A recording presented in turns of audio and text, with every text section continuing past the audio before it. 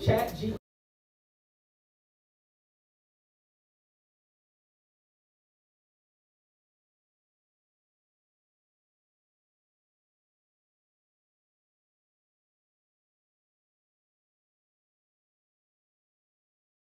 Hey, give me, various mission statements or examples of mission statements for nonprofits, and it will literally kind of just generate that outcome for you. The website is openai.com, and Okay. on openai.com, ChatGPT is their product, and you can click there and it'll have you sign in, and then the sky's the limit with what it's able to do. OpenAI.com. Y'all ain't tapped in, y'all missing out. I'm telling you, it will make your life so much more easier. Make sure y'all tell them that they wanna go ahead and revise that, so everybody ain't walking around with the same mission statement. Right, but so here's the thing, that is definitely a great point. Now, I'm not saying, this is what I'm saying, I'm not saying go take that. No. The way it works, it doesn't write the same thing twice, so you won't have the same thing. Like you can type in there, and then you can say revise it and say it again, and you could be like, make it funny.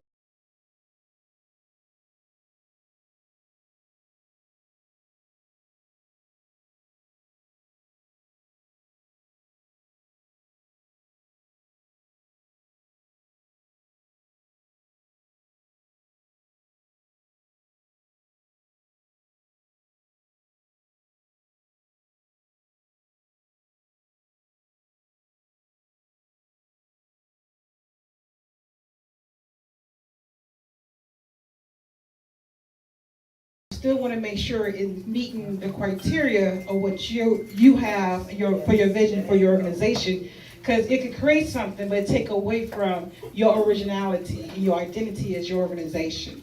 So you always want to go through to make sure you're tweaking it to make sure it's meeting the criteria of what you wanted to say. So yes, that is Dr. Kemper. I couldn't say it any better. But what I'm saying is use that as a guide to help you, right? So if you know that you are kind of getting stuck with trying to think about a mission statement and what it can be, that is just a perfect way to give an example. Another way is that you can look at nonprofits that are doing similar work to you in other states, other cities, and you can look at their mission statement, look at their vision, and then see, hey, they don't have this in Chicago, or they don't have this in the south suburbs. Let me kind of recreate this out in this particular way, and then tailor it to fit your need. Maybe that mission statement might fit perfectly for your nonprofit, but let's say if you're in Inglewood and this is, I don't know, in Atlanta, and you say, hey, I would love to do this here in this community, but you tailor it to fit yours. So that's something to think about. Again, guiding purpose or clear mission, vision that provide direction and purpose. Alignment, so align your team and your stakeholders around a common goal, what it is that you're trying to accomplish. And then inspiration, like how do you inspire your team, the people? Because at the end of the day, you want people to believe in your vision. If you don't believe in what you're trying to do, then how is other people going to surround you and push forward what you're trying to make happen? The next thing is accountability.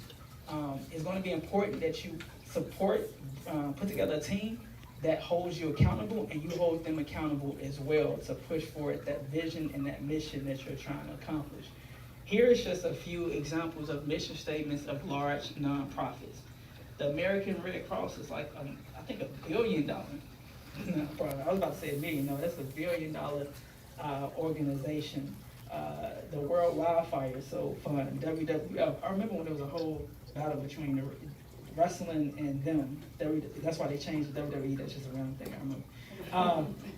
Yeah, that's why, if you remember, anybody used to watch wrestling, they used to be called WWF. Right. And then the World Wildlife Fund sued WWF because that was their name and trademark, and then they won, and so WWF changed WWE trademark. So that's just something to think about. All right, feeding America. So a simple one line says, our mission is to feed America's hungry through a nationwide network of member food banks and engage our country in the fight to end hunger.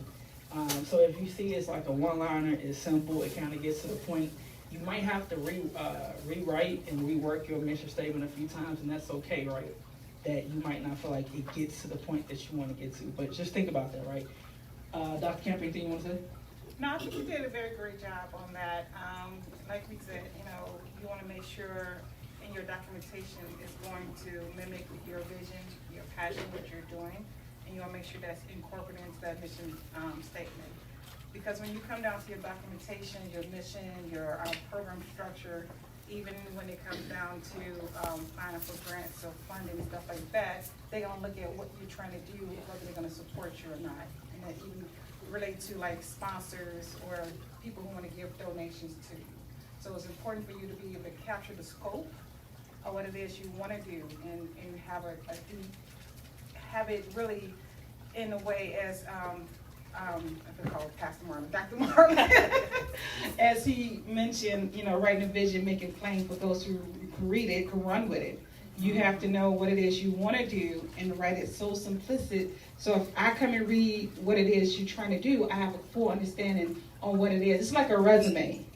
If I look at your resume and it catches my attention, I'm going to keep reading. But if it's not right, I'm going to just put it with the next ones. I'm not going to interview. And so it's like your first form of communication where people don't know nothing about you, but you teaching them your passion. You teaching them what it is you have a desire to do. And when you put that in your documentation, it allows people to understand your heart, your passion, your vision, what it is you want to accomplish according to the goals and objectives of the organization you're trying to develop or trying to put out there. And so look at that as your resume. This is how I'm going to get people to identify who I am, what it is I'm about, what it is I want to do, and how I want to implement this, and how I want them to sponsor or pour into or invest into what I'm doing. All right, we're going to go to the next slide. So this right here is, as I mentioned before in the last session, your board of directors. The board plays a vital role in the success of the organizations because you want to choose people for whatever quality necessarily you don't have. So let's say if you need somebody that can bring a legal perspective to your organization, somebody bring a financial aspect, somebody who may have a great connection to donors and fundraising, like whatever it is that will kind of really help push your organization to the next level, that's what you want to bring to the table with your board of directors. Here, I said that you should look at a minimum of 3 to 5. You can do more. You always want to do an odd number for voting purposes, right? So again, 3 to 5. So before you can even start getting your paperwork in order, you want to make sure that you kind of have chosen and looked at who are going to be your board of directors. Anything that you want to kind of add, and then right here, if you notice, I didn't really read off of it, but I just kind of listed again like the role of your board of directors to how they serve as the governing body for the organization that you serve. And like I said before, depending on how you write up your in your bylaws, that they can actually remove you if you're not doing the job. The board of directors can remove the executive director. Key, how you write up your bylaws. How you write up your bylaws, right? Documentation again. Yeah. So that all comes into it. And again, their job is to make sure that as the executive director, that the money is being spent correctly and that everybody is falling in line the way they're supposed to do it. The executive director runs the organization, yes, but then it is the board of directors that holds that executive director accountable for the work that they are doing. Anything you want to say?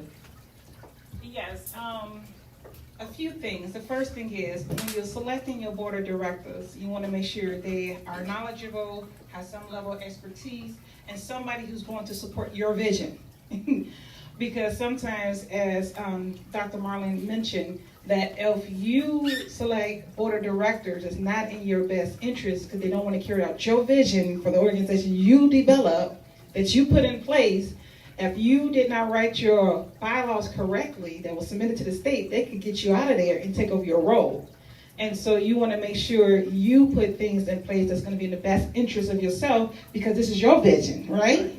This is your plan, right? And so you have to make sure that you do your due diligence, understanding that, hey, even though the standard bylaw says this, you can revise that however you want because that documentation is going to be submitted to the state. And so you have to make sure it's going to benefit you. So they could take the governing body of the board of directors could come in place if something happened to you. Now they take control. So you have to be able to make sure it's implemented and communicated in a documentation. But you want somebody to be able to have a shared vision and be knowledgeable, because when you have your board meetings, you want people who want to be able to give you ideas or kind of bring some wisdom to the table to help you to work through problems, identify solutions, or even help the organization to grow. And so when you have all those board of directors and they have a level of expertise in different areas, only thing it does is help your business to flourish. Because now you have one vision, but they allow that seasoning to get on your vision kind of grow a little bit, it tastes a little better, right? Because you say, oh, we're doing this, but now they give you some ideas. Now you may expand in different ways in different areas to help your organization to grow. So that's important to understand. They can play a significant role in the vision, but you have to be able to be strategic in your planning on who you select as part of your board of directors.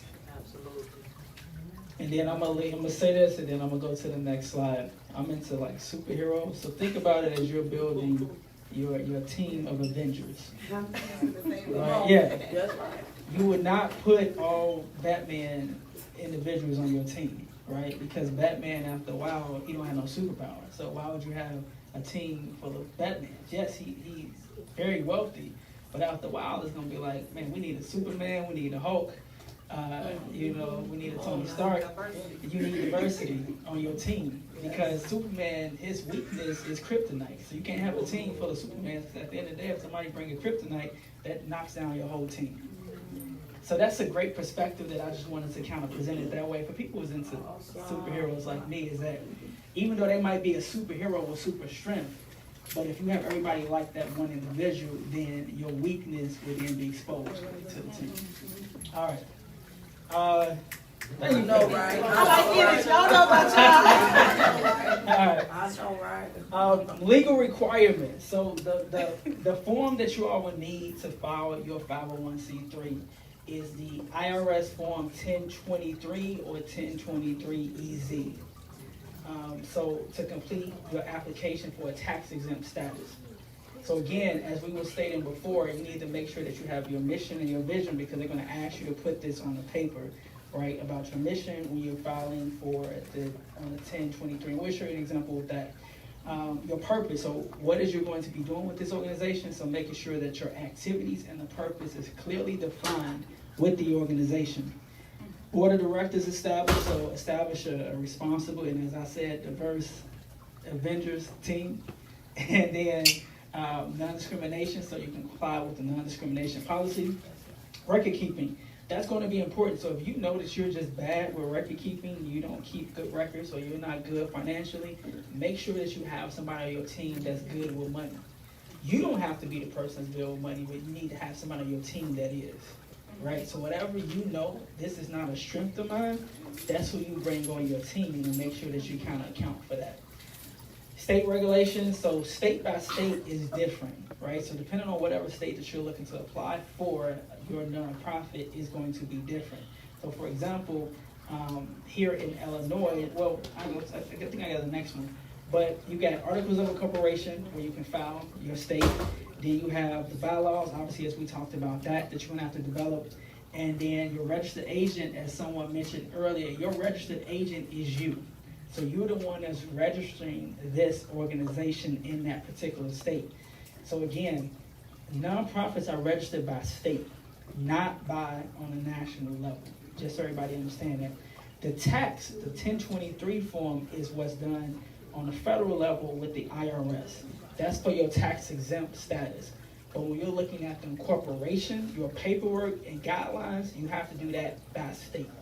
So let's just say if you want to file your nonprofit in Indiana, I don't know what reason, but maybe you want to file it in Indiana or Nevada, then you will go to that particular state Secretary of State website and then go file your paperwork for that state. Now, some people may do it for tax purposes, or they may do it for it's a cheaper filing fee. Different people do it for different reasons for filing in different states. So maybe whatever in that state, it might benefit your needs, so that's why you do it. But if you're doing work here in Illinois, it will benefit you to apply in the state of Illinois. Anything that you want to say, Dr. Kim? Just a few things. Usually the 1023 is for larger organization. The 1023 EZ is for like more smaller organizations.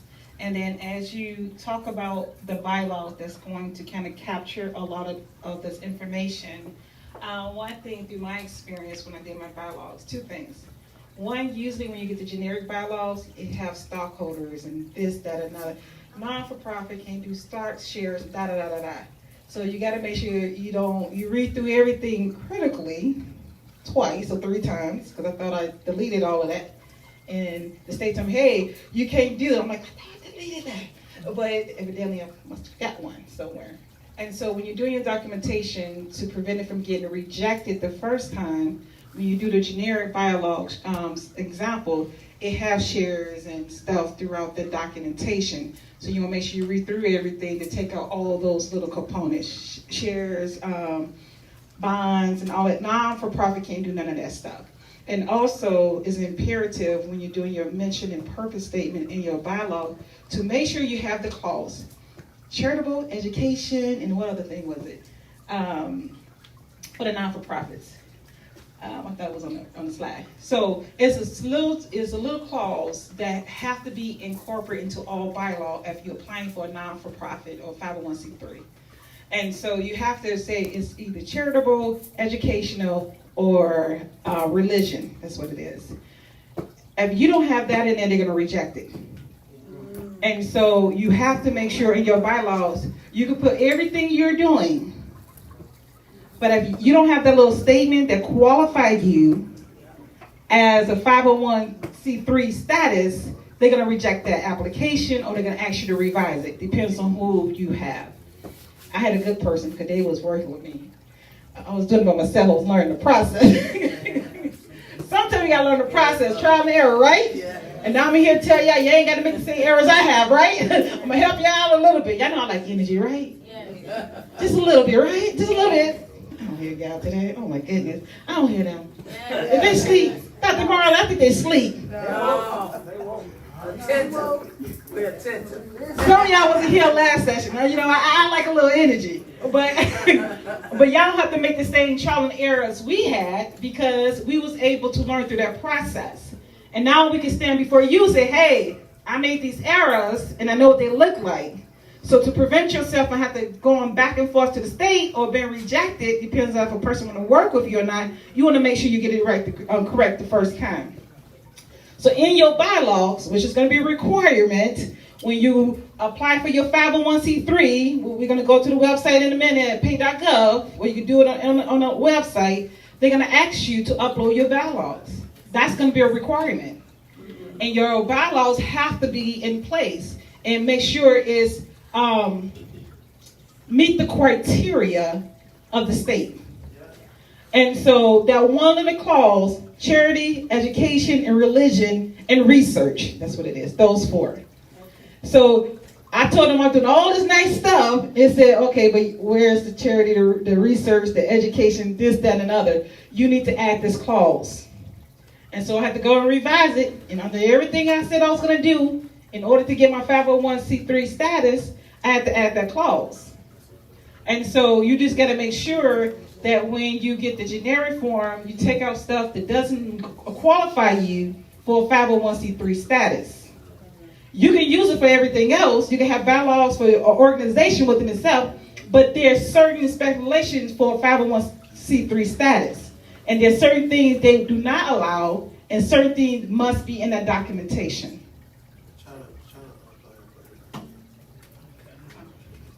Amen? Amen. I don't hear y'all. Amen? Amen. I told them the last session night, I was a children's minister for 10 years, and they had to give me some energy, right?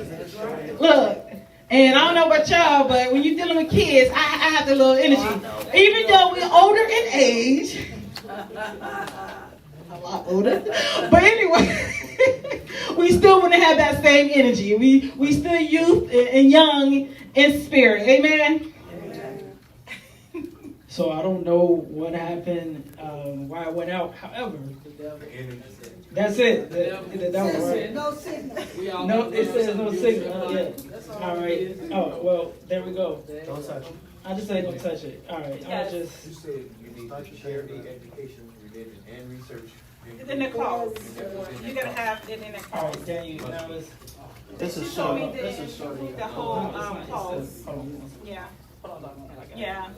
And so, when I know we're gonna go to it briefly, but when you are looking to do your 501c3 tax exempt status, you're gonna go to pay.gov. And on that site, you can do it electronically. However, they do have hard copies, so we do have links for it on the next slide, and you'll be able to kind of view it or go through the questions and stuff. It was too many pages, y'all. I said, we can't copy and paste all these pages on this PowerPoint, but we be all day. But you know how last time we kind of walk you through the steps, but I think it's about 20 pages. It's just very time consuming for that. And so we definitely want to be able to make sure you all are knowledgeable of the steps and the process and procedure that's required for you all to get what you're trying to get, because we're here to sow into your vision. You know, we're here to invest into you, that you may know not only the steps, but be knowledgeable of the resources and tools that's available for you. So again, you all have that website, www.pay.gov. So pay is just pay.gov, G-O-V. That is where you go. And I tried to go to it, but it seemed like I don't want to mess that up again. So we just not going to do that. But you know the website is pay.gov, and then you will see where it says file the 1023 form. That's where you go to kind of do the filing for your 1023 exemption. So we tell you all this stuff because a lot of times people charge you all of this money to do stuff that where if you're knowledgeable yourself, you can, you know, do trial and error, right? It may not work out, they might deny you, but then you do it again. You just figure out what you did wrong. The next thing is that, oh, I did this. There we go. All right, so this right here, I don't want to click on it, and like I said, we're going to send out this slide, but there is a website to where any state that you're looking to do a corporation in, I found a website that gives you all of the 50 Secretary of State's websites. So whatever state that you want to try to do a corporation in, you can literally click on that website and it will take you there, which I think is a great resource to have. This right here just talks about the process of incorporating a nonprofit. So the first thing is that you want to choose your legal structure. So deciding between a nonprofit corporation or a trust. For this purpose, we're doing more so nonprofit corporation, right? Because you're looking to kind of do work and kind of make that happen. Name your nonprofit. So you want to make sure that name is available. So whatever state that you're looking to file, that's what's going to be the thing that's going to be unique, right? So if you're trying to, let's say your name is Reestablishing Hope. Somebody stole my name, by the way. Oh, I somebody- believe I paid for it, but I'm not gonna sue them. All right, so I'm for real, but joking at the same time. all right, so let's just say Reestablishing Hope is your name. Then what you're going to do is you're going to go to that Secretary of State website, and then you're going to search the name. So then when you search the name, then that's when you will find out if it's available. If it's not, maybe you might have to put a dash in there. Maybe you might have to put a semicolon. Hey, how you doing? You might have to do something, right? But you can do that and then check for availability. Then from there again, you draft in your articles of incorporation. Now I've heard people ask me, well, what if I don't know how to do kind of like the articles of incorporation, how to do that? Again, as the articles of incorporation, it's just the paperwork that lists you and then your board members and saying, hey, here's the addresses. That's really all it is. It's just showing who the board members is, who's the registered agent. So when you go into a bank, right? Let's say when you go into the bank, you're trying to open up a bank account. They're going to want that articles of incorporation. Or when you're applying for funding, a lot of times they might say, hey, from a grant, can I see your articles of incorporation to see that you're the person that handles the business of the organization? This is why this is so important. Every year you have to update and refile. And when you don't, then you will not, what do they call it, out of date? Not in good standing. That's it. That's exactly the word that I was looking for. On the website, say inactive. Inactive. So you don't want to be inactive because when you're applying for these grants, they ask for a good standing certificate. So you just want to make sure whenever the date so a year from the date that you filed, then that's when you'll know if it's not a good standing, if you got to renew it from there. Yeah. Another thing, the bank act, when you open up an account with the bank, they start asking for a good standing certification. And in order to open up a bank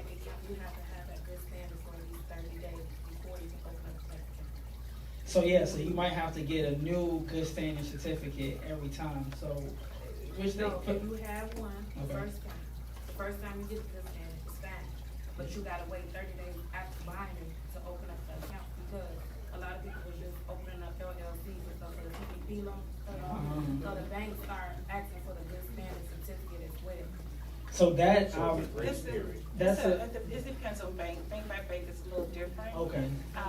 Each Did you bank wanna is say a little So that something? was now better with bank. Yeah, Oh, and I did wanna say this though too, is that that's a good point that you brought up about how people is trying to, open up, do fraud activities and start nonprofits to get money. So there are some grants that you have to be, or even to get a loan or to get funding, they want you to be in existence for at least 2 years. Right? So so there's some, I'm not saying that that's the case, but they want you to be in existence for 2 years before you can maybe get, now some, they'll still give you the funding, but there's just some, that just might be something to kind of come about from there. So I know I saw some hands up, so I saw Derek, then we can go that way. Yeah, so when we talk about address, then we talk about like, if we don't have like a brick and mortar nowhere, you gotta get like a virtual address for the place, or what we didn't try to get funding from, or? So when I first, so the question was, is that if we don't have a brick and mortar location, right? And then you're registering your organization or nonprofit, do you use a virtual address or do you use your home address? When I first started, I used my home address. That was me, right? Because I wanted all pieces of mail to come where I can find it and I don't have to look for it. So that's something to just think about, because if you get a virtual address, now you gotta pay for it monthly. Then you're gonna have to remember like, oh, the mail is going there unless you have it forwarded to your home address from there. But that's just another expense. You can always change it, right? Like if you wanna try to make it look more legit, more professional, let's say after a year, you can go back and say, hey, okay, now I wanna change it to be a virtual address and do it that way. That's something to just think about.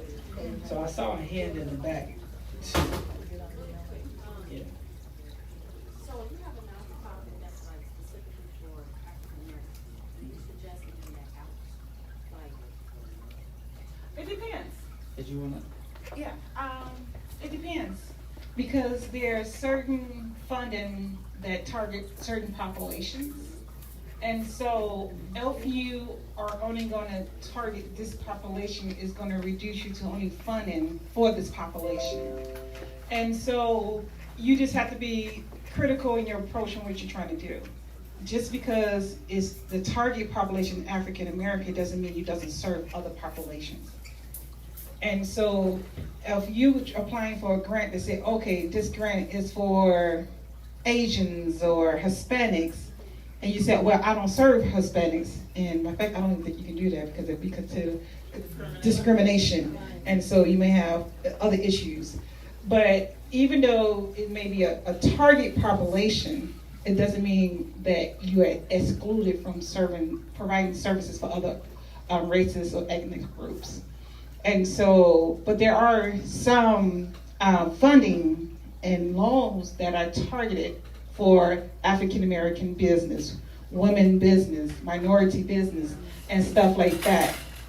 And so you have to be strategic in your approach.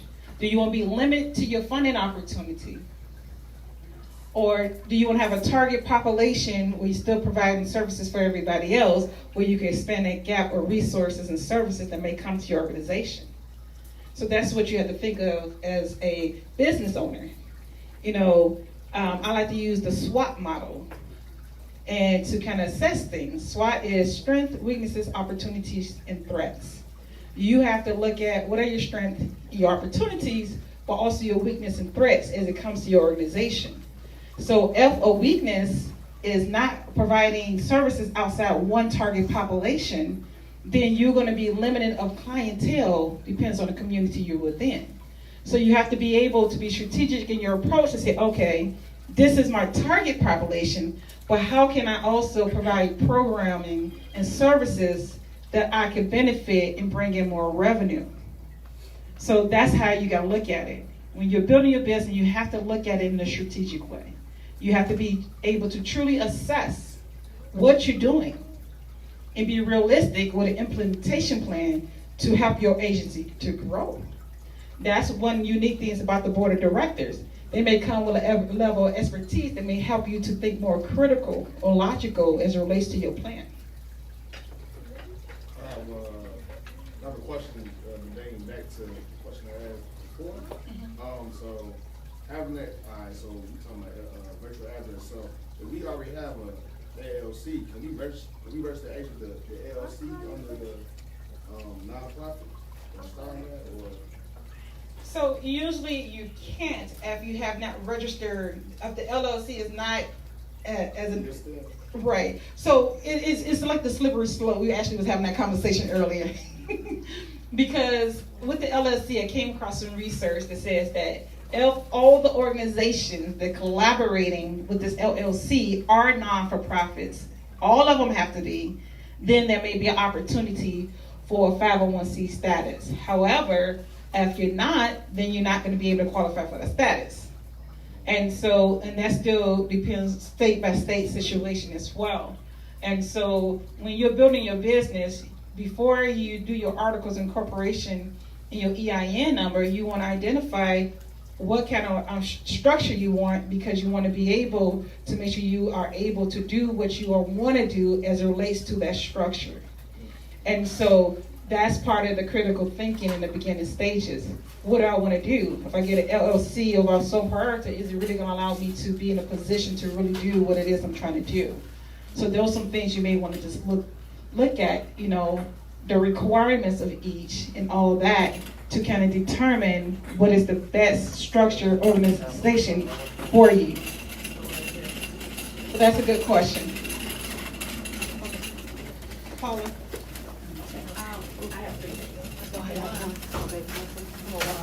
You got it? I did my own. Oh, that way, come on. Come on, bring it a question. I did 501c3 and all of that. But I moved to Indiana and I started doing a food pantry outside of my house during COVID time. Well, I got shut down because they said I wasn't registered into Indiana. But when I went to, about 2 months ago, I went to the bank out there. The banker, what they do out there is you don't have to show them a paper. They put your information in. He was able to pull me up, and he was like, "Oh, you're not in good standards." I said, "No, I need to get back in standards because of Lord." And he told me not to do that. Just turn around and just do it over in Indiana, and that's what I did. So, but I still want to do a 501c3 in Indiana and come back and get back in good standards over here in Illinois, because Illinois has much better funding than Indiana. But I want to start certain programs it's not out there for us in Indiana. So, yes, if you are in, if you're not in good standing with Illinois, you just pay that annual fee to get yourself in good standing. Depends on how long it take you to review that and determine how much more you're gonna have to pay in order to put yourself back in good standing. And then too, you may have to look at it and see, because from my understanding, Indiana have a number of resources and grants and stuff too. And really looking at what resources they have through, I think it's DHS or something. Their acronym is a little bit different in Indiana. Because even for the food assistance and stuff like that, they should have funding for Indiana for that. And so, but if you're not in good standing with Illinois, they may look at that and say, okay, she's not good standing over here, what happened? And may ask questions like, okay, is this person really legit? You know? And so if you build an organization, you want to be able to capitalize on the opportunities of your structure. If you in multiple states, that's great, but allow that organization structure to work for you to bring us and generate some type of revenue for you. A lot of times for non-for-profit and charity, we do everything out of the kindness of our heart, and then we are hurting and we are broke because our money goes towards everybody else. And when you first build your business, you're gonna come out of pocket. Yes, you are. You gotta build your structure, which means you gotta be your first investor. You gotta pour into yourself. And but you pouring into yourself, not to just be broke, right? But to position yourself for generational wealth. And so you have to relook at that structure to say, okay, if I'm investing in myself, is what I'm doing going to bring me some type of revenue? So if you have a food pantry, can we get a grant that's going to cover my salary? I'm just saying. Strategic. The number one thing most non-for-profit organizations, I think in 2015, where they stopped providing funding for mental health, substance use, and you have a number of providers that went out of business, right? Why is that? Because they didn't strategically plan for other revenue outside of just federal assistance. So you have to be strategic in your approach. I want the federal assistance. If they're going to provide my salary, my staff salary, occupancy, and all this stuff, but I'm still going to build over here so my organization will bring some revenue. So if something happens over here, I still can sustain myself. See, that's strategic planning. So you have to be able to look at, okay, in your market, you may have multiple programs. You may say, okay, I have a food pantry here, you may have some other service here, and some other service here, all under the same organizational name or structured, but different divisions. And all bringing a different type of revenue. So if this stops providing funding, I'm still afloat over here until this kind of subsides itself. So you have to be strategic in your approach on what it is and what you're trying to accomplish. Because the last thing you want to do is invest in yourself and get nothing in return. And especially when you're making sacrificial sacrifices. That hurts. Yes. Yeah. One more thing. UPS do offer addresses for business. It's not a P.O. box. They give you a physical address, but it's through UPS, and it's not that expensive. USPS is free. USPS, they're not that Yes. So I know that earlier when we first started, you asked that you can put your nonprofit.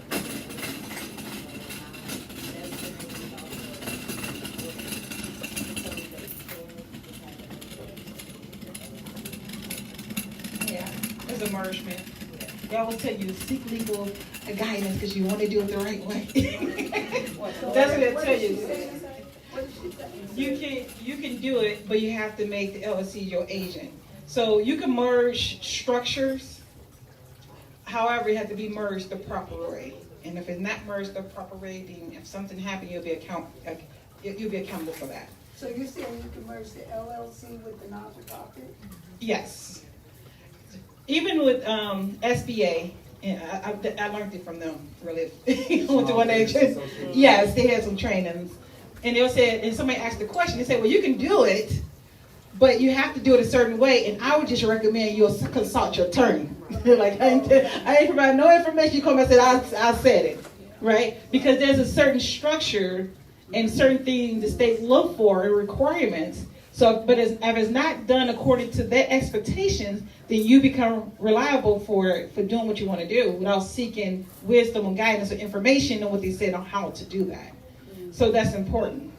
And so, yes. So that's like under umbrella. Yes. Mm-hmm. Right? Yes. So, yes, because you can have more than one business under one umbrella that all interconnected. Sometimes they call it daughter, or, you can even register in the system, like the grants and all that stuff, and have multiple EINs numbers that's all linked under one person that show that, hey, they subordinate to each other. So there's ways to do that where you can connect them together and you still get recognition, and you can have more than one agency. You don't have to be just one, but you can have more than one and still be able to put yourself in position to reap a harvest. However, before I hand it over, and I know we got a question over here. However, when it comes down to grants, I don't care how many organizations you have, they have a max amount that they're going to pay you for your salary as an executive position. Yeah. And so it's a cap of $12,000 among all grants. She said, I'll take that. I'm taking it too. Amen. I ain't mad at you because I'm taking it too. but yes, so all of these things are important for you to be able to understand, because these things, they'll come back when they do their audits, they're gonna look at this stuff. Go ahead. If you have formed a LLC or LTD or incorporation, can you do, like, register it as doing business as, or assume name, and then use that assumed name or doing business possibly for, a non-profit, or like, That's an interesting concept, and I would, if I want to lean to my own understanding, and I said my own understanding, because you're doing business as, and that's a unique strategic way. I have never thought about that, but I would, if you, okay, this is what she's saying. Let's say you have multiple business, LLC, non-for-profit, but you always have the option to do business as. And she said, under all your organization, you do business as the same thing. Technically, you can do that. So, and you're just giving recognition to what you do your business as. So that's a strategic way of thinking. Ain't never thought about that. But because if they write the check, they're gonna write it. You may say write the check into doing business as, right? But you got 4 organizations. The only issue you're gonna have with that, is, yes, to be able, if you're getting grant funding, you have to give account for each dollar per grant. So you have to be able to decipher the difference between where the funds is coming in and where it's going out. And I've been hearing a lot of questions about the LLC and the nonprofit, but I would say don't be afraid to have multiple, right? So you can have an LLC, you can have a 501c3. There's nothing wrong with having 2, 3 or things separate, right? Or 6, right? Because again, it's just, let's just say something goes wrong with your LLC. Let's just say you have a credit business or credit repair business. That's no, right? I don't know. Let's just say you have a credit repair business, and then somebody now want to blast you. Something didn't go right. It was that person's fault with this credit repair business. And now you have that also tied to your nonprofit. You just have to also think about the type of stuff like that can happen. It's like, because people give money based off your name, off your reputation. So if something doesn't go right with the business, the LLC, you just don't want that also tied with your nonprofit. Okay, so That's wise. So it's just the things This that is you going want down, to... everybody link to the same one? It's Yeah, linking all you of them don't want at the same whole ship time. to sink, right? Like, it's just things to think about. Any other questions before I go into the... Okay. Go ahead. Mine's quick. So when we talk about sharing or combining entities together, do we cover or do we keep it as like a trust? Do we do a trust first and then we just keep those under the umbrella, or is that over? I'm not agreeing with it. So you're saying that if you got your 501c3, if you have your LLC, if you have your LTD, can you then put all of this under a trust, right? That is this big umbrella over it all. Again, I'm not sure when it comes to the nonprofit, because your nonprofit again is governed more so by your board of directors, right? So I'm not now. If this business structures, yes, you can put business structures under a trust. But when it comes to the 501c3, I'm not sure about that. But I would say this: you want people to know who your board of a trust usually is, because you're trying to like cover it and protect yourself. You don't want people to know who the owner is and that type of stuff. Well, with your 501c3, you typically are your biggest asset. Your board is your asset. You want people to know who your board is. You want people to see your face, right? Because people may not necessarily donate to your organization, but they will donate to you, right? Because they believe in you. So that's something to kind of just think about when you're forming it, or forming your nonprofit and your organization. So did that answer your question? No. No, was your question. I said, did I answer your question? Okay, go ahead. Okay, so real quick, I want to piggyback off of what you said over there about the multiple. Can you register your business in multiple? Your non-for-profit in multiple states. Yes, so that's why right here, that's why I said I got a list of the different states, Secretary of State, all 50 states. So if you wanted to register a nonprofit in Alaska, I don't know why. Maybe you wanna save the fish in Alaska. I don't know, right? But You can register your nonprofit in different You states. have to deal with taxes in both states or whatever that. Right, whatever that state requirement is, that you're just gonna have to abide by that state requirement when it comes to like filing your articles of incorporation, whatever, like the tax, like everything is different by state.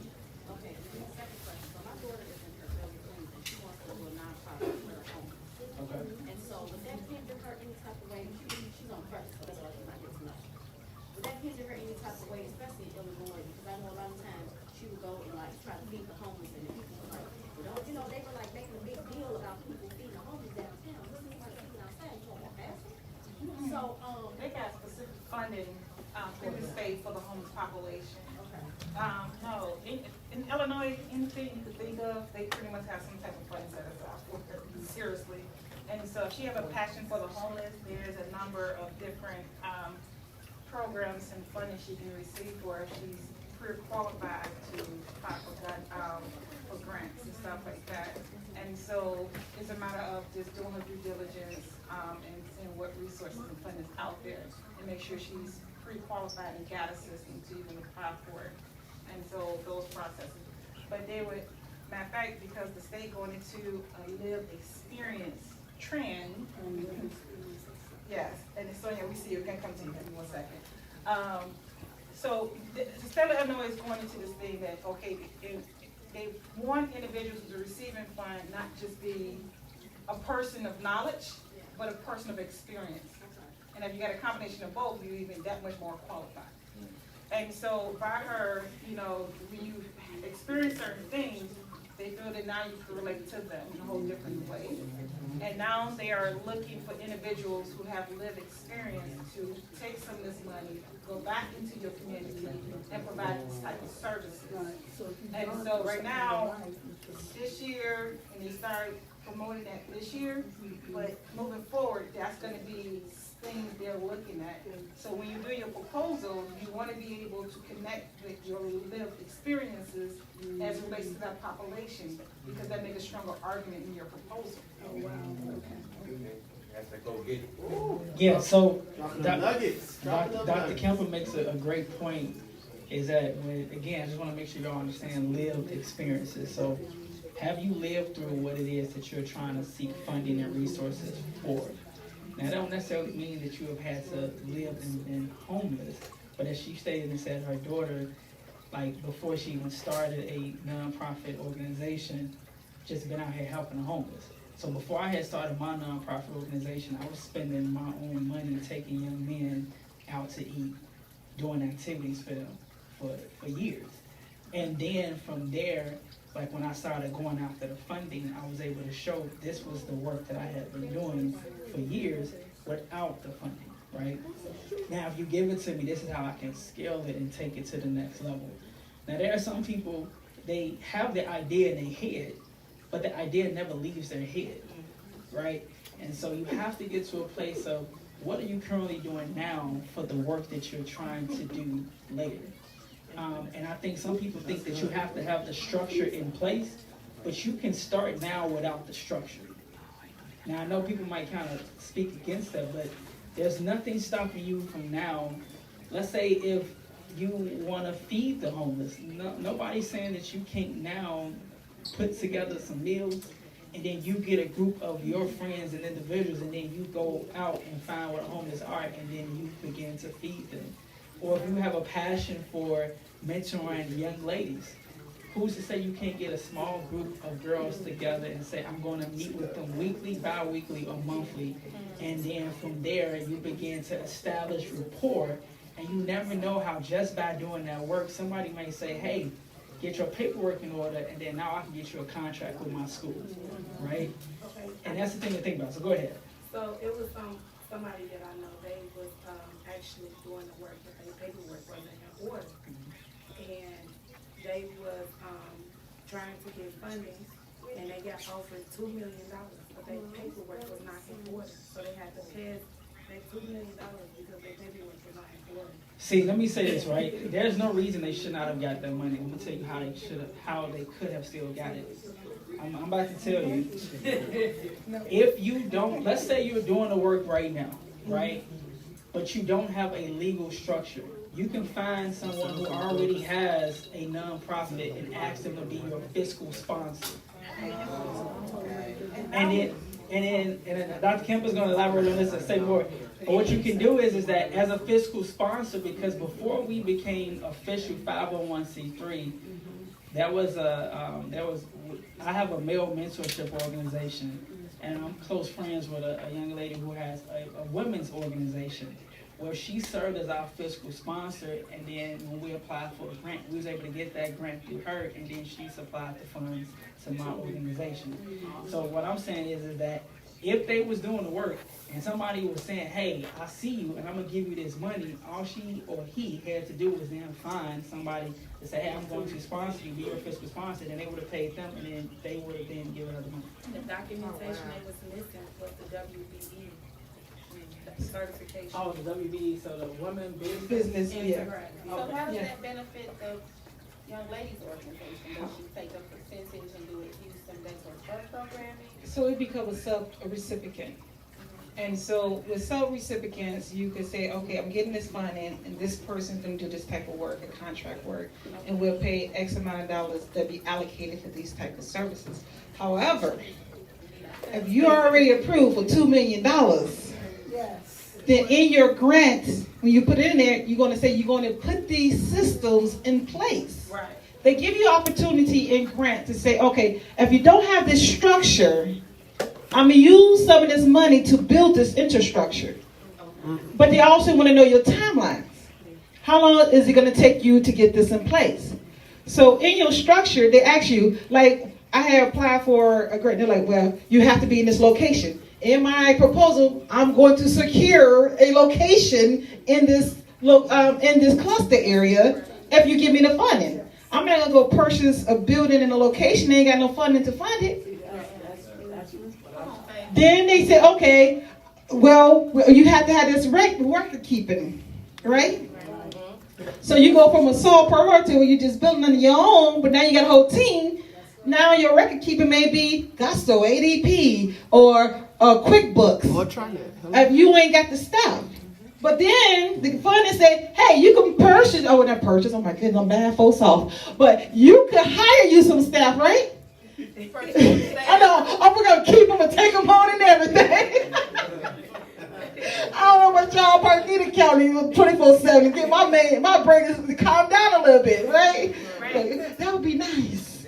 But I don't know, I want to take somebody home with me. But anyway, but they're giving you the ability to hire people in that funding. So when they give you funding, they're going to give you a budget. You have to submit a budget on how you're going to utilize this funding. So you giving me $2 million, I might hire me 2 good accountants. Because if this one got an error, this one's going to go back and double. Because when you come in and do my reporting, I'm going to make sure it's right. Then you got a program staff. Then you got some service staffs. Someone that's going to do the legwork. Then you're going to have, okay, I want to make sure I have the best system. So in my budget, under miscellaneous, I'm going to put my systems in place. My ADP, my Gusto. Matter of fact, I want to make sure they don't sue me or my organization. So I'm going to put it in miscellaneous. I want some business insurance. I want my own personal professional insurance. So you come after me, hey, I'm calling my insurance companies. Because I'm covering the both. What about a lawyer? A lawyer, yes. You put all those things in place. So when they had no reason to turn it down. Maybe they just didn't know. They didn't know. Bible says my people will perish for a lack of knowledge. Some people think the word perish means to die. But technically, if you look up the word perish, y'all gotta be Preach it, all right. She gonna collect the offering there. I know, right? The word perish means to be stagnated, to not move forward, to be hindered, because you have no vision. You could be offered many opportunities, but if you don't have the wisdom, the vision, everything God had in store for you just went past you. But it's okay. Because Dr. Vera, he'll say, hey, come on this way. I'm going to utilize you. I'm just teasing y'all. Come on over this way. Come on over this way. Matter of fact, I'm going to go help a brother out. I'm going to go help a sister out. You know what? You should get A, B, C, D, E, F, G. So next time it comes your way, you know what to do. Because if I'm investing in you, I'm investing in myself. Hello. All right. Think about that. That's good. Dr. Marlon, can you imagine how wealthy and blessed we are right now for investing into them? Listen, I'm waiting on mine. Woo! Think about that. And some people are like, what do you mean? You pouring it, it's a free workshop. You ain't even give us $1, not even for the food, right? The Bible says, and I don't know what everybody's spiritual beliefs are, but I can only go off of mine for the moment because I got the mic. I'm just saying.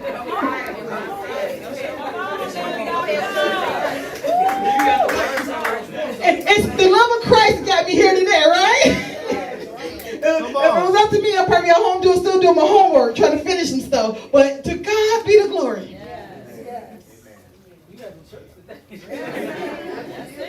My husband said I'm a walking Bible. He doesn't leave me. So, I can't tell him. Where was that at? Somebody remind me, where was that at? I was about to say. I can tell you what you were saying. What was I saying? That the meet the parents, and then because we. Oh, yeah. You read what you saw. Amen. Now, you know, I have 101 things goes in my mind, and I had a lot of therapy today, but evidently it ain't coming all the way down. And you know, my therapy one I was providing to other people, right? It works. That's all right. Amen. That's all Amen. right. I say this because, and I love the energy, by the way. When we invest in others, we reap the harvest. The Bible tells us, when you sow, so every business that is surfaced from this, God's going to expand our business even more. Because we're sowing a seed into the children of God. Because we believe that you should leave a heritage to your children, to your great-great-grandchildren, from generation to generation to come, and however many more, and whatever. So as we stand here, we invest into you all and say, hey, we believe in you. If I didn't believe in you, I wouldn't waste my time. Believe that. I guess I believe in everybody, though.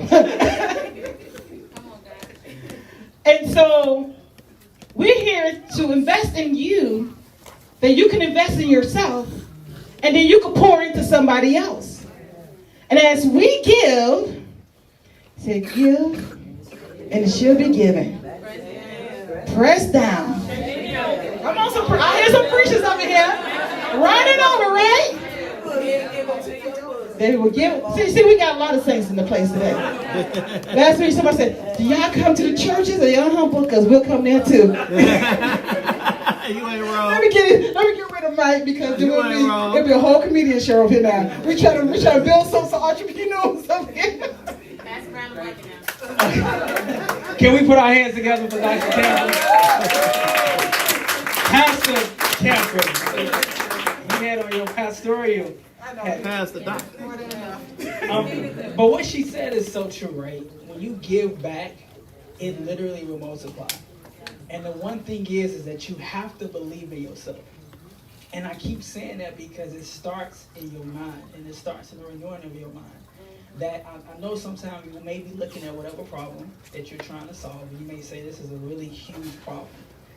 But if you begin to tackle that problem one piece at a time, you will be surprised at how the work that you are doing will begin to grow and expand, and then other people will be attracted to what you're doing and say, how can I help you expand that particular work? So keep going what you're going. So we're going to keep going into I think we covered all of this, right? Any questions? Sonia. Oh, I'm sorry. Oh, the triple fall. We ain't got no short.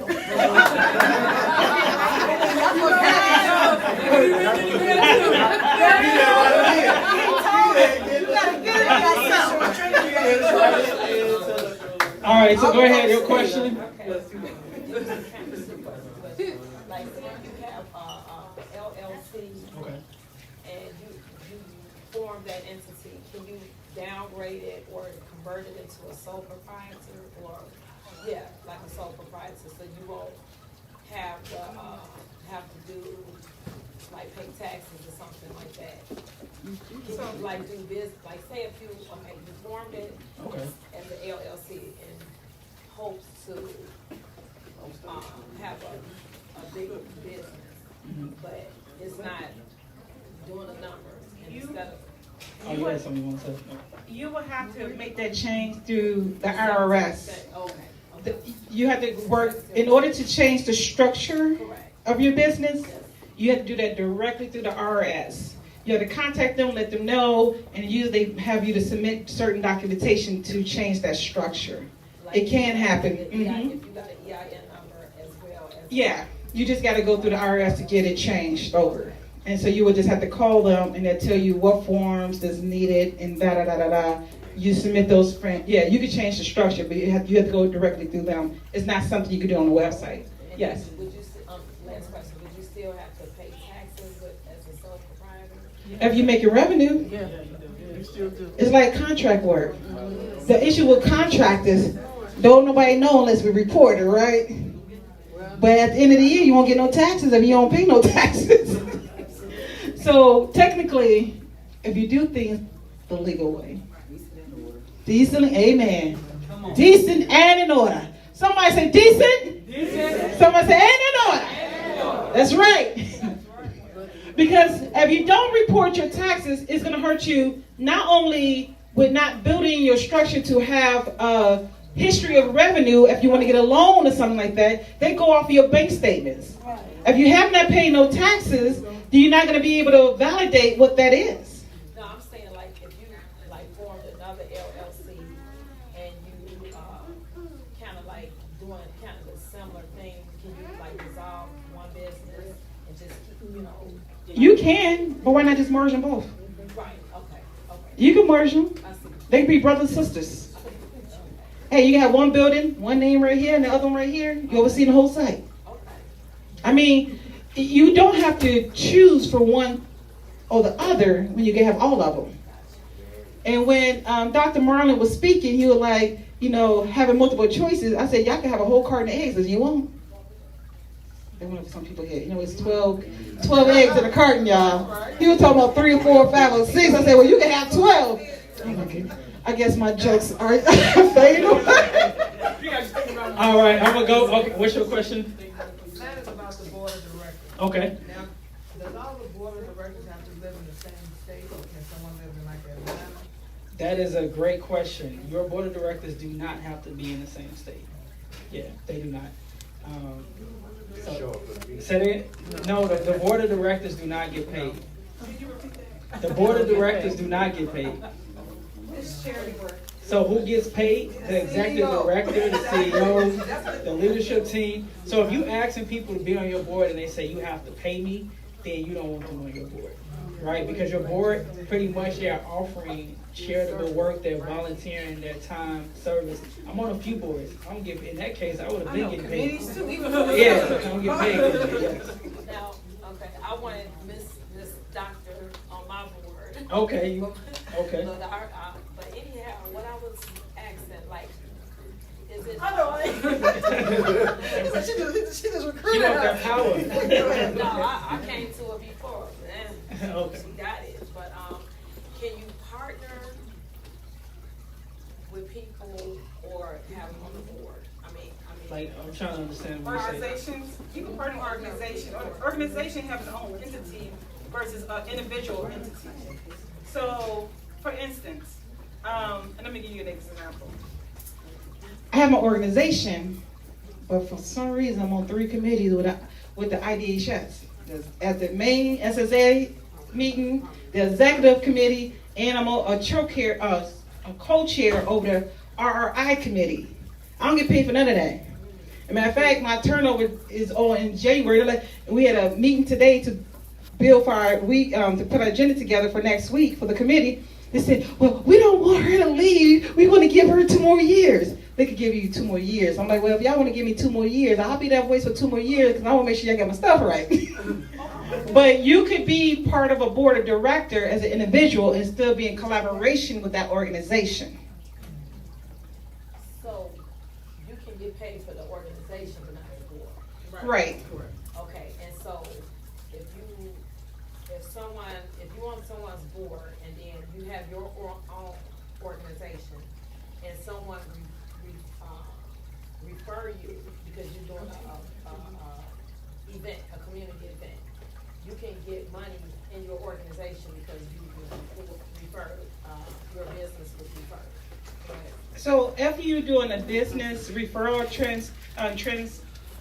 collaboration or whatever, and you're doing that, you can get paid for those services you provided. Okay. They have nothing to do with the board. The board is more, I would call it, advisory team. To kind of pour and invest into the vision, into the organization. But they have nothing to do with the performance and duties and operations of the organization itself, other than providing wisdom for that organization. So you could be on a board, and then too, when you do your bylaws, you could write in there, because they want to know, can your board of director be an employee? All that have to be written in your bylaws. So it depends on how the structure of those bylaws is written can determine if they can actually take an active role in the organization or not. So when we're talking about documentations, those are some things you'll really want to look at. And so You can't decide if you want to pay that person that's on the board. The board person can be. if you want to provide the board members stipends and stuff, that's up to you all if you want to do that. However, it's not like it's a requirement. You know what I'm saying? It's not requirement because you don't want people to only show up because they're expecting something, and so you want people who really want to invest in what you're doing and really care and have a passion for that, and so you want to have people that is not trying to suck the organization dry. I'm not saying you may not have a Christmas party and you release some bonuses of appreciation. That's different. But if you get somebody like, okay, every time I have a meeting, I'm charging you $225, that you might well make them a consultant. I'm just saying, and I'm not even gonna pay you that much because you might not say much in the meeting.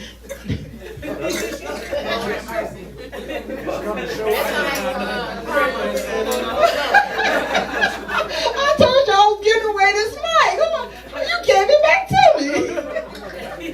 I'm just joking, y'all. But for real, see, my jokes are real but funny, but it's downplayed. If a person is asking for money as a board of director, they might well be a consultant. So if you're gonna pay them, you want to get paid for what some services for what you're paying them for, because consultants can provide you advice and services and stuff like that, and you're paying them. So if you have to pay them over here, you want to make sure they're obligated to enough time and effort that you're paying them at.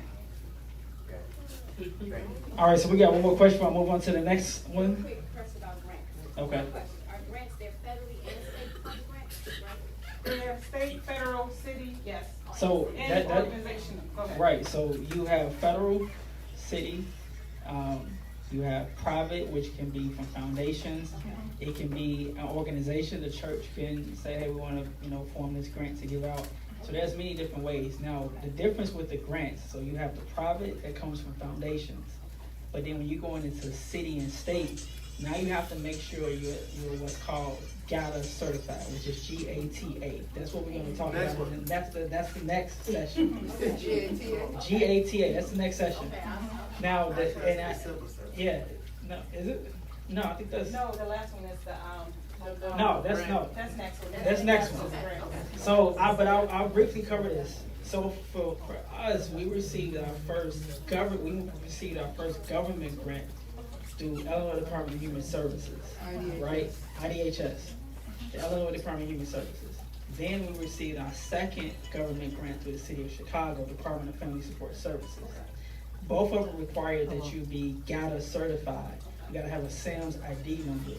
That takes about 4 to 6 weeks to get certified, and now you can go after these government contracts. And here's the thing that a lot of people don't understand. Less than 5% of black-owned businesses account for federal government contracts.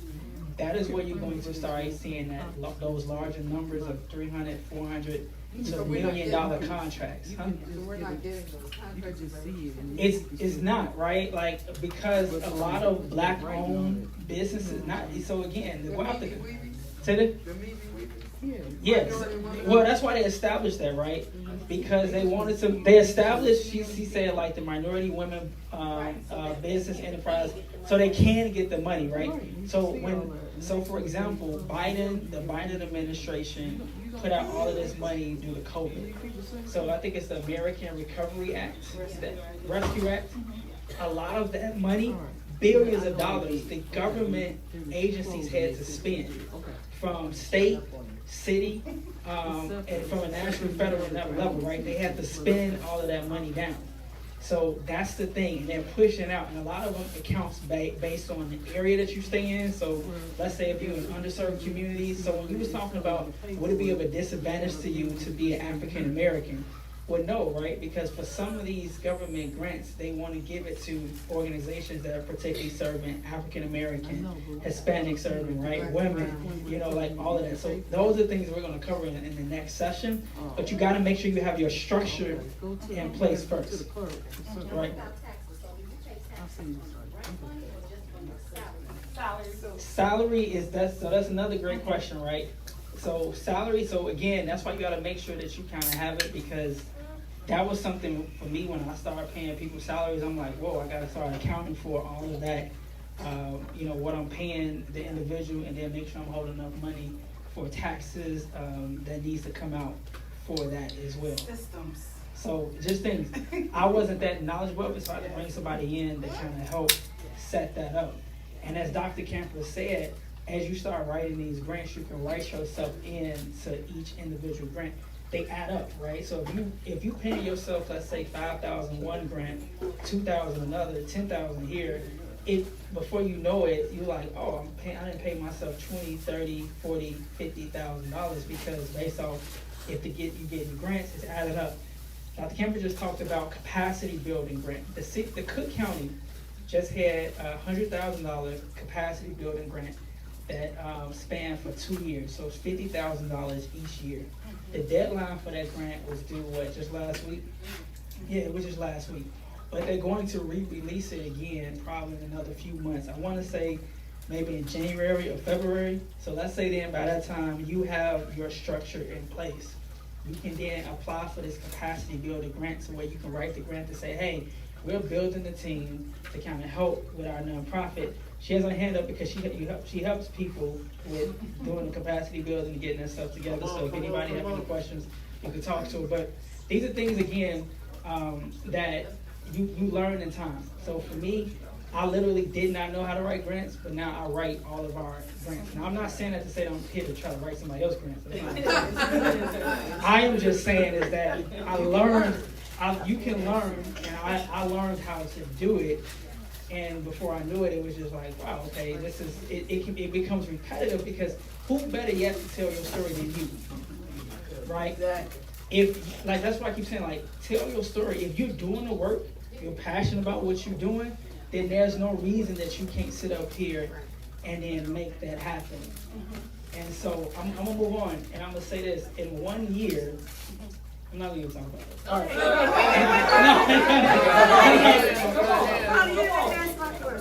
All right, so say it again.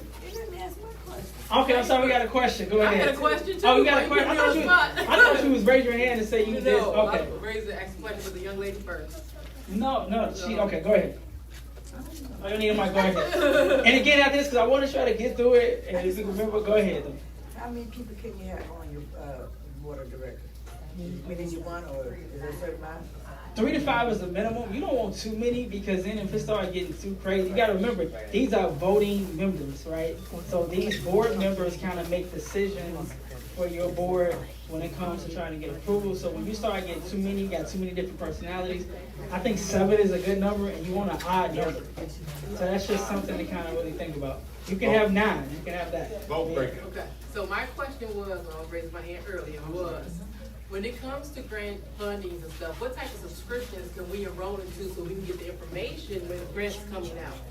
That is another great question. So when it comes to grants, What type of Use the subscription, information. we'll cover this in in the next session, but I'll drop these tools for you right now. Grants.gov is free. So that's grants.gov, that's free. If you're looking for, for the city of Chicago, for a lot of people who have LLCs, but they don't necessarily have a nonprofit, you can go to the City of Chicago portal, and then you can look for what they call bid opportunities. You can then, but you gotta be GATA certified. So then they're always updating these opportunities and these contracts that you can apply for with the City of Chicago. Same thing with Cook County, same thing with the state of Illinois. They have bid portal opportunities. Say it again. SBA is another one. Another website is the Chicago Community Trust. Now, a lot of them have, where you could register for their newsletter. Yes. And if you register for their newsletter, you'll be able to get direct insight on what's going on with all those funding opportunities. So it'll come to your email. Like I get a number of email from, I don't know how I got signed up for all of the federal organizations, but I'm constantly getting messages and headlights and newsletters that say, hey, this funding opportunity is open and about to open or whatever. Okay, so. Do you have a way in place that you would support those emails too to do your grant writing specifically, or do you? I'm like Dr. Marlin, I have been writing my own grant. And I was gonna say, in addition to what Dr. Marlin is saying, they will give you funding more than just the minute funding, but you have to have confidence in yourself to apply for the funding. You know, and so if you're building a great proposal and you have that structured plan in place and you have your timeline, they will qualify, you may get that funding. You're gonna have to have faith in your ability to, go after what you're seeking. And I don't know about you, but sometimes I anoint myself like, Jesus' name, all right. I'm for real. But as Dr. Martin said, we're gonna have a workshop, the fourth one, gonna be all about grant writing because they're gonna grade you a certain way.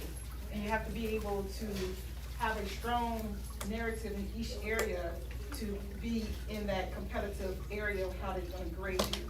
And so you wanna make something strong enough that is gonna relate to your life experience as well as capture the scope of what they say they want you to do.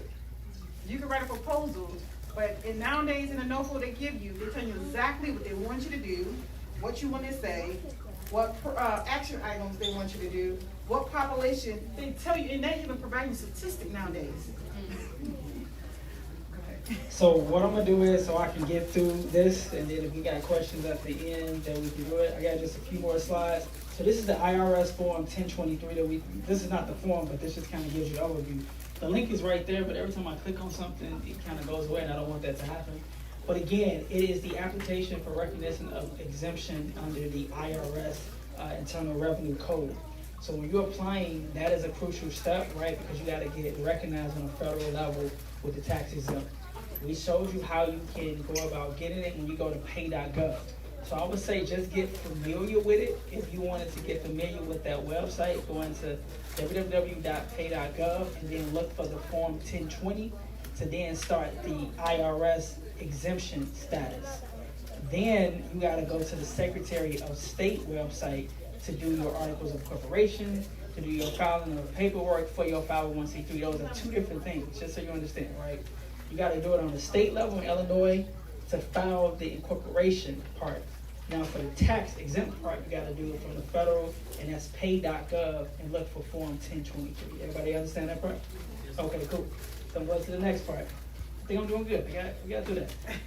Tax exempt status, right? So this is just kind of really giving you the understanding of your tax exempt status brings you the opportunity to where you can obviously get grants, the opportunity to where the tax deductible donations, where you can deduct that. So these are, when everybody's saying, oh, well, I got an LLC, but it is a benefit to have a tax exempt status. Now, if you are, I think it's less than maybe $200,000 a year, then you file Form 990 EZ. But then when you start really making that big money, bringing in, I believe you're gonna start bringing in that big money, then there was a different, you're not filing a simple Form 990 EZ, right? Because there's not just a simple checkbox with that. So again, your tax exempt status, if you notice when you're trying to get donations, they be like, oh, you gotta show me your tax exempt letter. Show me that you're a 501c3. They just don't donate because how do they know you're not trying to scam? And unfortunately, we got a lot of people out here that's trying to scam. So this gives you credibility with businesses, like if you're trying to get some donations from Walmart or Target or whatever, you can then say, hey, here's our tax exempt status to be able to get that. And the good thing is, once you get that tax exempt status, especially within the state, the sales tax, you can then register at each individual business, like a Walmart, a Target, Home Depot, and then now you're not paying taxes. Amazon, now you're not paying taxes on purchased items. That's a great benefit to have. Is this also for nonprofits? This is for nonprofits with the tax exempt status, so that's definitely a benefit of having it. Now, resource and assistance, so we put this together to kind of just show you, and like I said, Daniel's gonna send it out, but you got the Illinois Attorney General's office, or the Charitable Trust Bureau. So this, again, these are just different links and websites to kind of help you when you're starting your nonprofit, right? So this is the 4, and we have another 4, so I see people taking pictures, but yeah, this just kind of gives you where you can search, you can use these guides to say, hey, when we're not with you, I'm trying to find some information. Look to use these information to help you to find that information. So don't change it, okay. Same thing, like somebody asked me about a website for grants.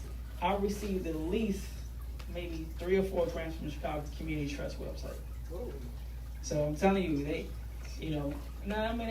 were smaller amounts, 5,000 here, 10,000 there, but they add up, right? 20,000.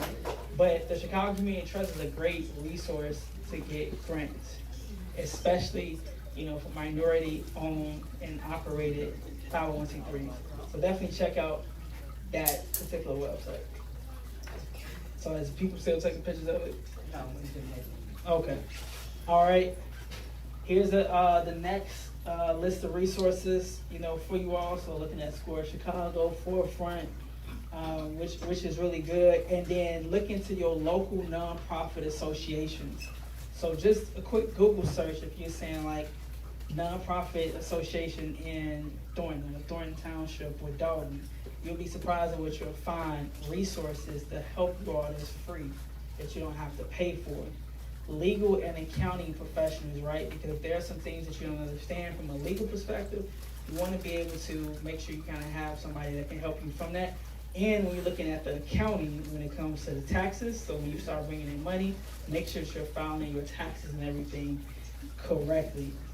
I know I was just trying to get through that because time was going. And then the last one is just questions and answers. So we're stopping here, but any other questions that people have for any one of us? Yes. We talked about what's they called? The GATA? GATA. G-A-T-A.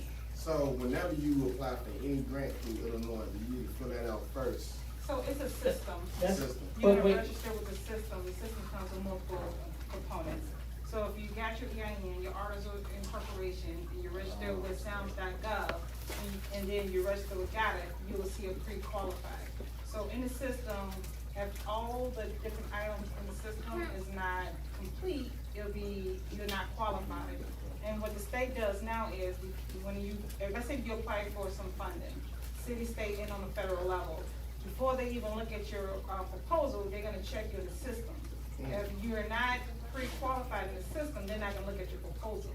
So it's imperative, if you're gonna apply for grant funding, to be certified or pre-qualified in the guidance system.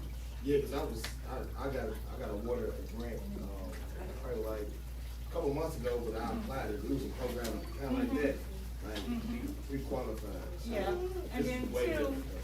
we're gonna go over the GATA next month, but when you get approved, believe it or not, you gotta go into the GATA system and under the NOSA, click it and accept that you're gonna approve this funding. So they're gonna put that approval contract inside the GATA system that you gotta approve. So that's only the first step of saying, okay, I got approved for this grant, are you going to accept this grant? And That's again, what that's with city, state, and federal. That's not private, right? So just understand that private foundations Like don't. still private. Say that? The private? So the PRIVATE. So that's what I'm saying. So like private. So that's what I'm saying. Like private foundations, donors, they don't use the GATA system. But when you're going after the government grants and contracts, you're going to need to be certified. So that's just kind of making sure that you kind of understand that process from there. Yeah. Is that, so you keep saying certified, so is that something that you have to renew every so often, or? Every year. After 1 year, you're going to have to renew it. And if you don't renew it, then So think about it like this. Every system has to be renewed, except for the EIN. Your articles of incorporation have to be updated every year. Your SAMS.gov, they make you rechange your password as a way to say, I updated the system. And so all those components are required for pre-qualification in the GATA system. And so there's these different components, they have to be updated annually. And because I was on a call with the state, maybe 2 months ago, and they mentioned that people who had funding for their 2-year, 1 year, whatever, they can't get a little more funding because they allowed the GATA to lapse. Something wasn't updated in the system. So now they can't provide funding, a continuation grant to this organization because they're no longer pre-qualified. It's pretty much like a recertification. Right, every year. Yeah, so you want to make sure that you're just staying on top of that, right? Because if not, that's how you can miss funding. And that's for anything, right? And it's not, and I just want you to understand, it's like, so for me, working with youth, you can get certified to be a vendor, let's say with Chicago Public Schools or with the suburban school district. They get a certain amount of budget that they pay organizations to provide services to them, but you have to be a vendor. Right? So if you're now qualified, then now you can then pitch your services and get a contract with a school or a school district. So those are things, there's various ways you can bring in funding. You just have to make sure you have the structure in place. That's the thing that's kind of important. And you can be a sub-recipient. Or you can be a sub-recipient. So yeah, you had your so on the application, when I filled it out, I did, but here's the thing, there was a couple of them, at the time I needed to get it done, and I didn't have time to, I didn't put the right address, so that's. It requires an address. Yes, a address, a address. So you want a regular address. Yeah. Well, a lot of stuff with the state, you can't use a PO box. And so, I concur with Dr. Marlin when he mentioned that, you know, when you first starting off, you may want to use your business address. Because even if you get another big organization, you're going to have your mailing address, you still have your mailing address, your permanent address. And so they're not going to withhold funding from you, you know, because of your address is your permanent address. We just want to make sure you have a secure location that's not in that coming audit and to secure, make sure that you got a physical location. So you can say, this is the mailing address, but this is the business location where services been provided. Okay, so like my daughter, we have virtual addresses, but, so she lives downtown, so I'm in Cal State. She's my registered, okay, for my business, she's my registered agent. Can we be each other's registered agent? Or they be like, You can be your own registered agent if you want. You want to be each other's, or however y'all want to do it. There's no right or wrong answer. Yeah, no, you can be your own What's registered gonna be agent. legal is, you put on that document, whoever the registered agent is, they're gonna be the initial contact person for the organization. So when it comes to going and try to open up a bank account, they're gonna need a registered agent there. Unless they have multiple people that's making the application. So it's no right or wrong way to do your paperwork. It's just once it's in place, that is gonna be who they're gonna identify as the registered owner of that organization.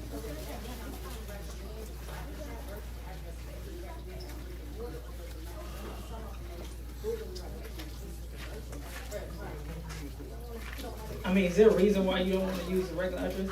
but because mine, I have mine going to Frank, but my business is going to Frankfurt, because I don't want my mail, it's like no particular reason, I just don't want all that mail, come to my regular mail, business mail, I just rather keep. You're not gonna get a lot, they're gonna be in your report. Yeah, it don't really be, it just, yeah. And so I want to say this, yeah. I also want to say this too, is that for next steps, right, if you all can check out pay.gov, right? So to start and review that 1023 form, go to the Secretary of State website for Illinois to then start looking at how do you form the C1 if your name is developed that you want. Then start looking into how do you get your articles of incorporation together if you have not already started to do that. Start looking at who you want to be on your board, right? So identify 3 to 7 board members, look at your name, and then really start also looking at drafts for bylaws if you don't have that either. And then examples of what your mission is. So these are just next steps that if you can start, you got a month, that some people can come and then maybe have their stuff ready to go by the time we kind of get to the next part. We're going to send out the email so everybody is registered. We got everybody email? Are you saying for the next one? Well, no, I'm saying like you filled out the form of the November. Okay, so we're gonna make sure we just send out information. And like I said, there are some things I'm really working on trying to get some things started so we can keep everybody. So even once we're done, that everybody can stay in contact and we can kind of be a community and support each other through the process. I think that'd be something great to do. Yeah. And Dan has some announcements. We got food around the corner. Please make sure y'all eat that. And then you got something to say. Go ahead. Yep. Can we give it up for these two educated individuals? These are two busy people, and they decided to take their time and stand here and give you guys knowledge. So shout out to Dr. Haywood and Dr. Capper for what they have provided. I will say this. So you guys have your homework. Make sure you have it together for next month. Next month, because we don't want this to be something where you come, you hear it, and you do nothing. Take this information, begin to implement it. By the time we come back next third Monday, you should have some steps made towards at least a vision, at least a mission, something that you've done towards moving forward in your organization.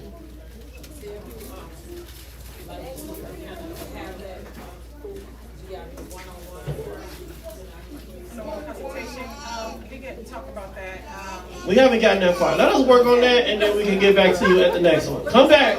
But this is what I want to do, though. I agree with Daniel. What I would like to do is create a Survey Monkey link, and maybe we could send it out to everybody the week prior to kind of see where everybody at with their progress. So it would be a question: have you applied for this, that, or other? Because it helps us to understand, if we poured into you, how effective is this information we all implementing and really building your infrastructures for your organizations and your business. And to me, outcomes are important. When you have business, you want to know what are your outcomes, and that's one way we kind of monitor our outcomes.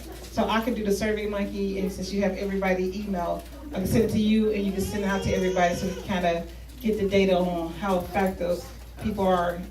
I'm gonna say how effective, how motivated. Motivated. Somebody say motivation. Motivation. Oh my goodness. I'm gonna ask y'all again. Are you motivated? Motivated. Say motivation. Motivation. All right. Oh, food. Please take, eat. And one more thing, I want to let you guys know a couple things. Number one, every second Monday, so this is the third Monday, every second Monday we meet here. The community leaders in the area, we come together and we discuss ways to prevent gun violence. If you would like to help and put together events, or you have ideas and you want to be a part of that, we take the funding, we figure out how we're going to distribute it or what we're going to do, and we execute. We put together community resource fairs. We put together whatever we think is going to help prevent gun violence in the Calumet cluster. So that's every second Monday, and that is right here in this building. You can definitely come check it out. And then also there is one more thing. Oh, I did write a book, y'all. You want the book? Dr. Capper wrote a book. I'm So looking y'all. at how many I got in person because it's so majority of them, but I have maybe about 8, 9. Looking at psychology through a spiritual lens. So you might want to purchase the book. Purchase Dr. Campbell's book because she deserves it, because she dope. That's it. Make sure y'all eat. Whatever else I had, it is what it is. I got everyone's email. Oh, the QR code. Make sure everybody's signed in. Please, so that way I can get you guys back the PowerPoint. I can get you guys back the information. Bring back the The QR code at the front door.